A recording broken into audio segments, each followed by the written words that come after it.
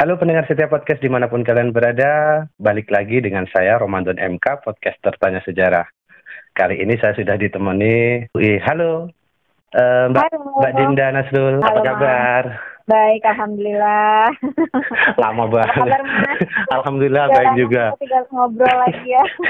Iya, ini alhamdulillah bisa kesempatan dan jadi dari kemarin-kemarin saya bisa, Mbak Dindanya nggak bisa. Mbak Iya. Dindanya bisa, sayanya nggak bisa. Dan alhamdulillah Iya, malam ini kita bisa silaturahim lagi. iya ngobrol bareng di podcast Tanya Sejarah.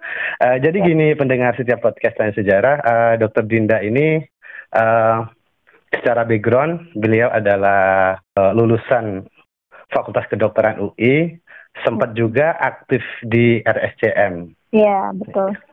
Selain itu, Dr. Dinda ini juga aktif di DKN, Iya, Dewan Kepemudaan Nasional ya, Kepemudaan Mbak ya. Nasional. Betul. Oke, itu sebagai apa Mbak di DKN, Mbak?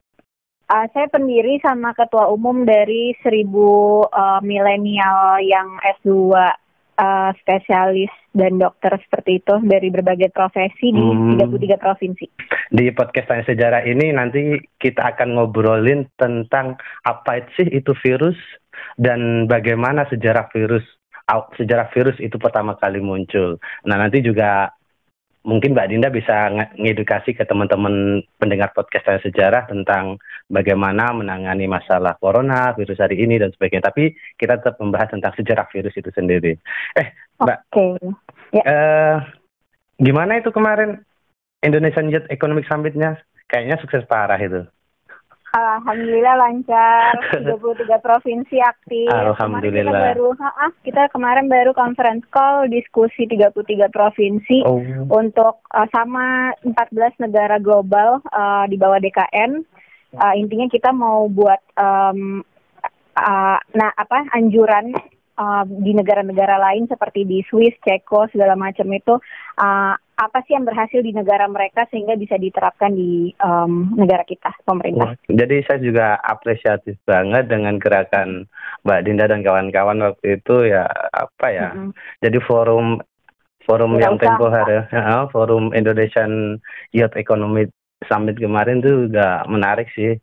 Tapi kita kali ini podcast nggak akan membahas itu deh. Kita akan membahas tentang sejarah virus. Nah, jadi sebelum kita membahas tentang sejarah virus, saya mau tanya ini, Mbak Dinda. Jadi mungkin bisa di-share ke teman-teman pendengar podcast, sebenarnya apa sih virus itu sendiri dan pengertiannya? Kalau saya sebagai background seorang sejarawan dan jurnalis kurang begitu paham sebenarnya soal virus. Nah, makanya saya undang Mbak Dinda ini. Iya. Jadi kalau kita jelasinnya biasanya itu sebenarnya virus itu bukan makhluk hidup ya. Virus itu dia diam. Kita yang menggerakkan badan manusia yang ibarat kata ada debu terus kita nempel, ya itu si debu ngikut. Nah itu virus. Dia bukan makhluk hidup. Karena dianggapnya sebagai agen mikroskopik berukuran nanometer, itu kecil sekali dan dia bereplikasi di sel hidup seperti kita, tubuh manusia atau tubuh hewan atau tubuh-tumbuhan gitu, organisme. Jadi dia itu sebenarnya makhluk yang nggak hidup berarti? Enggak. Tapi kok bisa kemana-mana, Mbak? Jadi dianggapnya itu tuh dia seperti debu yang membawa partikel genetik gitu. Jadi kalau masuk ke dalam tubuh kita, dia bergabung bersama gen kita gitu. Dia partikel genetik yang sendiri gitu. Sifatnya dia benda mati, bukan benda hidup gitu. Oh, jadi selama ini kalau saya menggambarkan virus itu kan dia sejenis makhluk kasat mata, dia bisa bergerak kemana-mana terus nempel ke manusia. Jadi enggak ya, Mbak? Enggak, bedanya sama bakteri masih mikroorganisme dalam artian dia makhluk hidup. Kalau bakteri maksudnya masih ada dihitungnya sebagai sel yang jadi kalau virus itu dia bereplikasi, kalau si bakteri ini dia membelah dirinya sebagai sel mikroorganisme gitu, makhluk hidup hitungannya. Oh, jadi ada bakteri sendiri, virus sendiri. Ada bakteri sendiri, ada virus sendiri juga. Pertama kali yang menemukan virus itu ada nggak sih Mbak ceritanya begitu pertama kali di dalam dunia medis lah ya? Dunia medis ya. Jadi pertama kali itu sebenarnya virus itu kita tahunya dari Rusia. pengetahuan tentang virus ini nih. Ada namanya Bapak Virus Sedunia, dia dari Rusia. Dia tuh sebenarnya kita nggak ngelihat dari tubuh manusia pertama kali, kita lihatnya dari tumbuhan. Dia botanis atau peneliti biologi yang mempelajari tumbuh-tumbuhan. Nah, namanya Dmitry Ivanovsky. Tapi kemudian mulai kita mengenal virus itu di tahun 1000 Masehi sampai 1500 Masehi. Nah, itu tuh pertama kali kita mengetahuinya tuh ada smallpox atau campak. Semua virus itu bukan bagian dari tubuh sehingga berbahaya karena memang bukan bagian dari tubuh. Beda sama bakteri ya. Kalau bakteri ada flora normal. Flora normal ini adalah bakteri yang memang ada di mukosa, misalnya mulut, hidung, anus, terus mukosa-mukosa yang lubang tubuh itu dia ada bakteri normalnya. Gitu. Lahirnya virus itu seperti apa, Mbak?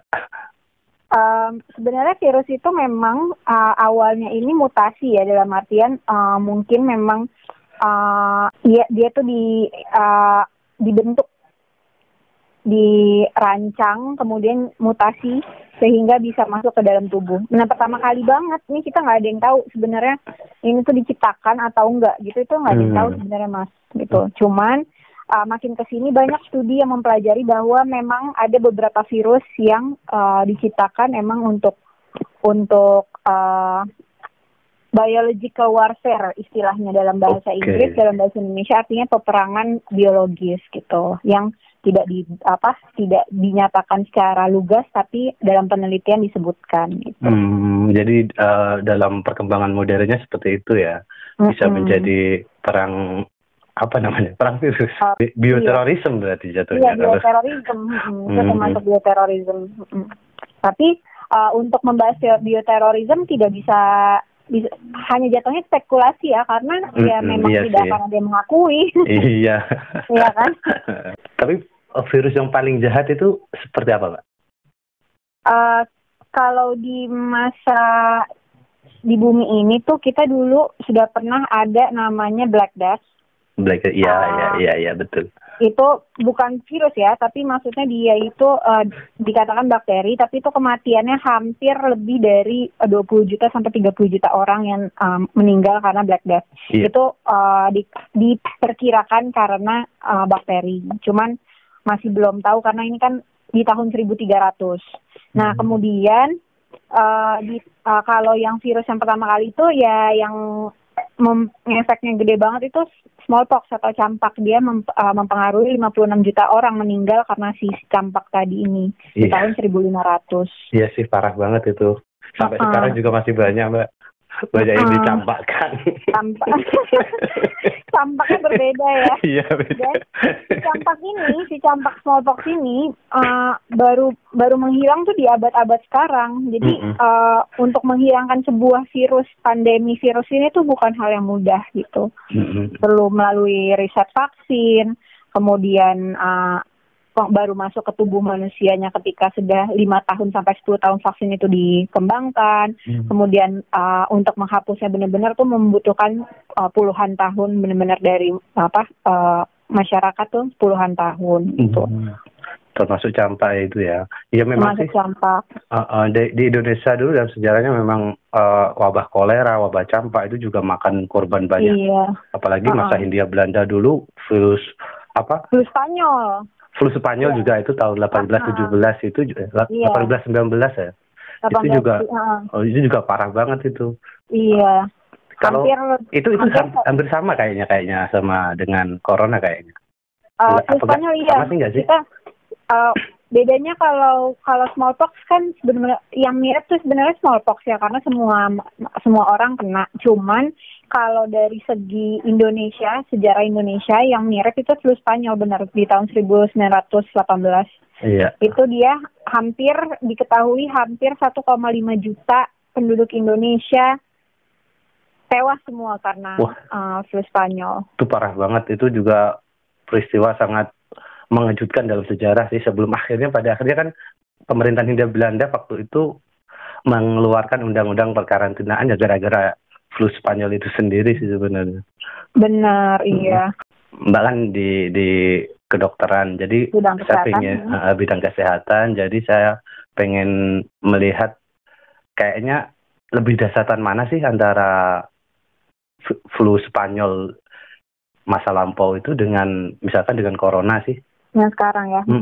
Jadi gini, perspektifnya adalah yang sekarang kita bandingkan adalah pandemi yang lalu yang secara sifat virusnya itu mirip ya. Misalnya si flu babi H1N1, terus SARS sama MERS, flu Timur Tengah. Iya. Tahu kan? Itu mirip kan susunan virusnya, si RNA penyusun genetik virusnya. Nah, untuk dibandingkan sama mereka, si pandemi COVID-19 sekarang ini tuh jauh lebih viral, lebih infeksius kepada sesama. Jadi seandainya aku infeksi corona, dibandingkan sama orang yang flu, lalu di sekeliling kita ada 10 orang, aku bisa mempengaruhi 5 kali lebih banyak dibandingkan orang yang hanya flu biasa, influenza gitu. Gitu. Jadi kan saking infeksiusnya 4-5 kali lipat, kecepatan si virus ini untuk mempengaruhi infeksi seluruh masyarakat itu lebih cepat kan, 5 kali lipat. Berarti dia akan tumbuh sebagai angka pandemi ini, angka pesakit ini lebih cepat, sehingga nanti kalau dibandingin sama flu Spanyol yang tahun 1918 itu bisa dibandingkan hampir mirip. Kenapa? Karena sekarang katakanlah kita angkanya baru kemarin berapa tuh? 1000-an kan? Iya, 1600-an kayaknya udah. 1600 ya. Iya, terakhir saya lihatnya gitu. Nah, 1600. Kemudian kematian kita sudah sampai 100. Nah, bayangkan para pakar, ini saya soalnya memang pegang risetnya ya, karena saya di tim debat juga, salah satu tokoh nasional juga, dan sebagai data researcher juga. Bayangkan kalau misalnya para pakar ini sudah mengatakan di akhir April ini kita akan mendapatkan kira-kira hampir bahkan Oxford dan riset Oxford mengatakan di Indonesia akan sampai 70.000 kasus.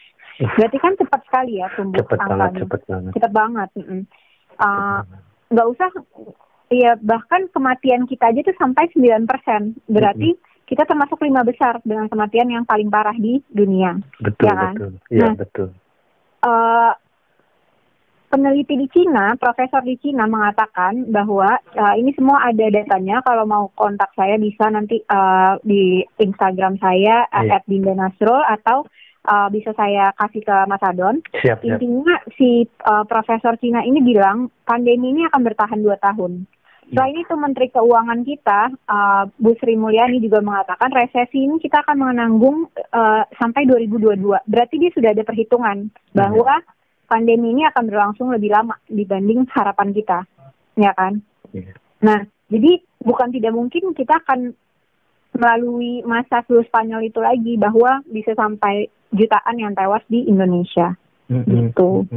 Apalagi dengan kenyataan, ya nggak usah jauh-jauh mikirin data ya, kita ya kenyataan aja. Ada nggak kita intervensi dari pemerintah yang gerak cepat dari awal? Dari bulan Januari, terus kemudian jatuhnya ya memang awalnya sih kita santai-santai, bahkan jadi guyon-guyonan juga bahkan. Iya gitu. Awalnya gitu. Sampai tidak bisa dikontrol. Misalnya ya di DKI aja Mas, di DKI itu kita rumah sakit itu hanya bisa menampung batasannya. Tahu kan istilah ratakan kurva tuh? Yang sekarang lagi dikampanyekan ratakan kurva. Nah, kurva ini adalah batas kemampuan rumah sakit untuk menangani pasien COVID, gitu kan. Nah, ketika nanti akan ada jumlah paling tinggi peaknya atau puncak dari wabah ini akan muncul di bulan Ramadan nanti, tanggal 29 April, itu akan menjadi puncak dan ditakutkan si rumah sakit ini tidak bisa menampung seluruh pesakit tadi gitu, sehingga kurvanya melonjak. Lalu nanti semuanya banyak yang meninggal gitu. Nah, di mana sih titik batasnya si rumah sakit di Jakarta bisa nampung berapa pasien? Batasnya cuma 7.000 sekarang kasus kita di Indonesia aja sudah dikatakan sama peneliti Oxford sebenarnya lebih dari 70.000 di akhir bulan, ya kan? Kemudian dari dari TNI sendiri, Pangdam Jaya juga sama dari riset FKUI, guru besar FKUI mengatakan bahwa sebenarnya kasus kita tuh sudah sampai 7.000, cuman tidak banyak yang terdata. Kenapa? Karena ya tadi balik edukasi ke masyarakat tidak banyak. Mereka kira batuk ya udah batuk aja, batuk flu biasa, kerokin, kasih teh, kelar deh. Kelar gitu. Padahal virusnya kena ke sebelahnya. Oke, mungkin ada yang bisa sembuh. Umur saya, umur Mas Adon sembuh. Tapi gimana yang umur 60? Betul. Orang tua kita. Terus anak-anak yang imunitasnya kurang. Atau orang-orang yang sakitnya seperti lupus yang imunitasnya tidak baik. Sekali kena flu, ambiar. Iya, ya kan? betul. Makanya itu Mbak, saya juga nggak mau mudik kan. Sebenarnya saya juga mau mudik ke Jawa Timur. Tapi saya ingat sih kalau di rumah ada banyak orang yang sepuh. Jadi kan imunitas ya kita mungkin ngerasanya juga kita aman-aman aja. Tapi nggak tahu kan kita juga nggak pernah tes COVID.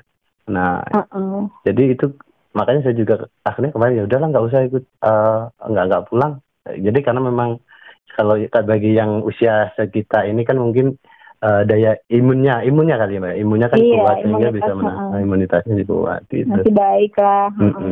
Tapi kan kalau terpapar yang mungkin memiliki imunitas yang kurang baik bisa jadi masalah besar malah ya. Masalah besar, apalagi ya simpel aja asma. Terus habis itu sakit lagi dia COVID kan, kena pneumonia karena COVID. Gimana batuk, terus sesak, terus asma, wah menjadi-jadi dong pasti. Jadi ini sekalian aja Mbak, saya mau tanya juga, karena ini sudah terlanjur nyinggung corona kan, bisa nggak sih Mbak dijelasin maksudnya awal mula sejarah virus corona itu sebenarnya seperti apa? Ya mungkin kan banyak pendengar setiap podcast itu banyak belum yang paham betul seperti apa sih ya, awal mula gitu. Ya gitu. Siapa sih dia ini? Iya, kok tiba-tiba datang aja gitu Mbak, kok nyakiti banyak orang gitu.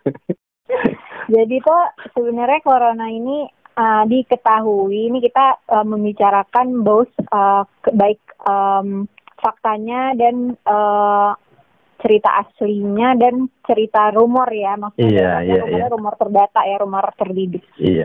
Jadi itu pertama kali memang pada akhir bulan Oktober itu ada di Hubei, Wuhan, Cina gitu. Memang ketika diteliti mereka dari pakar mereka sendiri, ibaratnya kayak satgas COVID-19-nya kita di sini, ya, satgas Wuhan-nya sendiri di sana, dokter profesor yang di sana itu mereka buat slide presentasi PowerPoint yang dikirim ke internasional, kita juga dapat. Itu intinya mereka menemukan bahwa virus itu pertama ditemukan di kelelawar, gitu.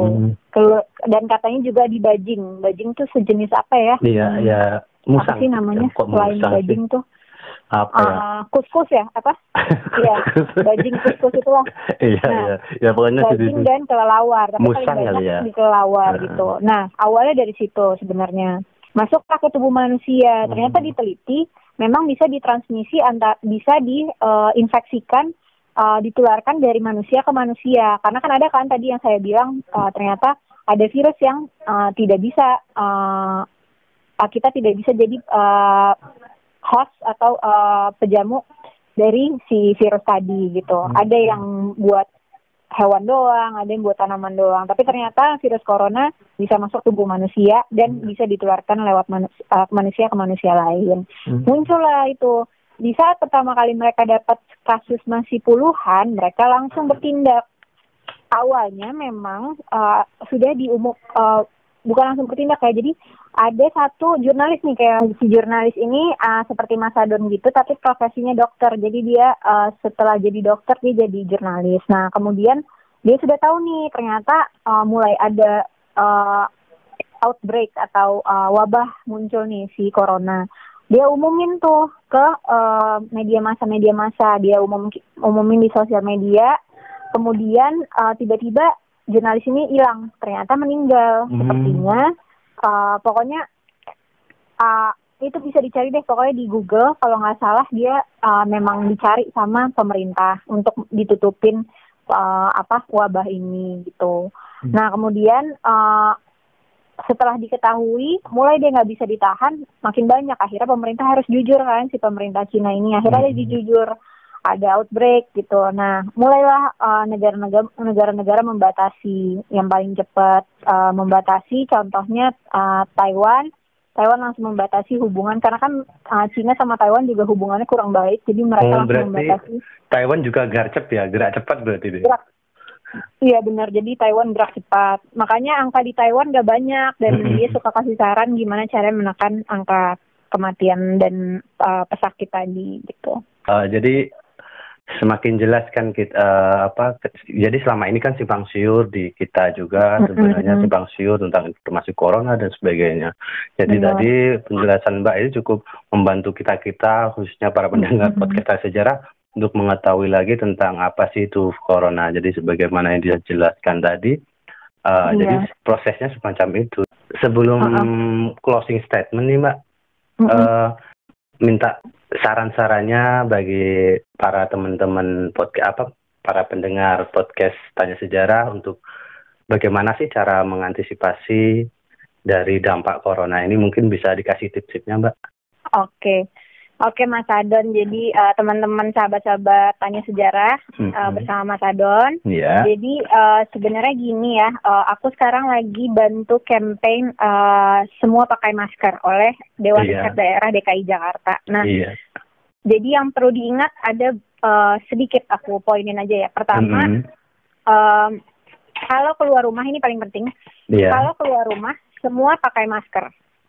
Ini udah jadi campaign yang baru saja hari ini Pak Anies umumkan sebagai Gubernur DKI Jakarta, umumkan bahwa semua harus pakai masker, dan pakai masker kain yang bahan kain, dalam artian kain apa aja, bisa kain pokoknya katun itu boleh. Masker kain katun dibuat jadi 3 lapis atau 2 lapis itu boleh. Itu kekuatan maskernya 50% untuk menghambat virus. Nah, satu, pakai masker. Kedua, selalu jaga physical distancing. Yang disebutkan sebagai physical distancing adalah lebih dari 1 sampai 2 meter. Saya sarankan 2 meter. 2 meter. Jadi, ya aman ya berarti kalau 2 meter. Amannya 2 meter.